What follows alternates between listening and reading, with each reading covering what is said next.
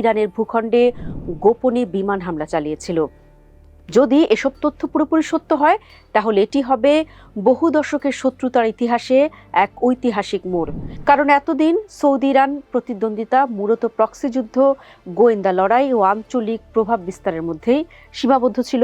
এবার প্রথমবারের মতো সরাসরি ইরানের মাটিতে সৌদি হামলার অভিযোগ উঠল। প্রশ্ন হচ্ছে, কেন এমন পদক্ষেপ নিতে পারে সৌদি আরব, আর এর ফলে মধ্যপ্রাচ্যের রাজনীতিতে কি ধরনের পরিবর্তন আসতে পারে? দর্শক, আন্তর্জাতিক সংবাদ সংস্থা রয়টার্সের এক প্রতিবেদনে দাবি করা হয়েছে, মার্চ মাসের শেষ দিকে সৌদি বিমান বাহিনী ইরানের ভেতরে কয়েকটি গোপনে প্রতিশোধমূলক হামলা চালায়। একজন কর্মকর্তা জানান, সৌদি আরবের উপর হওয়া হামলার পাল্টা জবাব বা টিট ফর ট্যাট হিসেবে ইরানে এই অভিযান চালানো হয়। তবে হামলার সুনির্দিষ্ট লক্ষ্যবস্তু কি ছিল তা নিশ্চিত করা সম্ভব হয়নি। প্রতিবেদনে দুজন পশ্চিমা কর্মকর্তা এবং দুজন ইরানি কর্মকর্তার বরাত দেওয়া হয়। তবে সৌদি সরকার আনুষ্ঠানিকভাবে হামলার কথা স্বীকার করেনি। তারা কেবল বলছে, মধ্যপ্রাচ্যকে অস্থিতিশীল করে এমন যে কোনো পদক্ষেপের বিরুদ্ধে তারা আত্মরক্ষার অধিকার রাখে। অন্যদিকে ইরানও সরাসরি অস্বীকার বা স্বীকার কোনোটিই করেনি।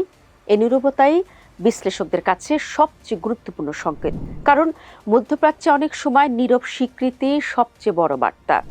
দর্শক, আমেরিকার সঙ্গে গভীর সামরিক সম্পর্ক থাকা সৌদি আরব দীর্ঘ সময় ধরে নিরাপত্তার জন্য ওয়াশিংটনের উপর নির্ভরশীল ছিল। তবে ইরানের উপর ইসরায়েল ও আমেরিকার আগ্রাসনের পর 10 সপ্তাহের যুদ্ধের মধ্যে এমন হামলা হয়েছে যা মার্কিন নিরাপত্তা ছাতাকেও দুর্বল করিয়েছে।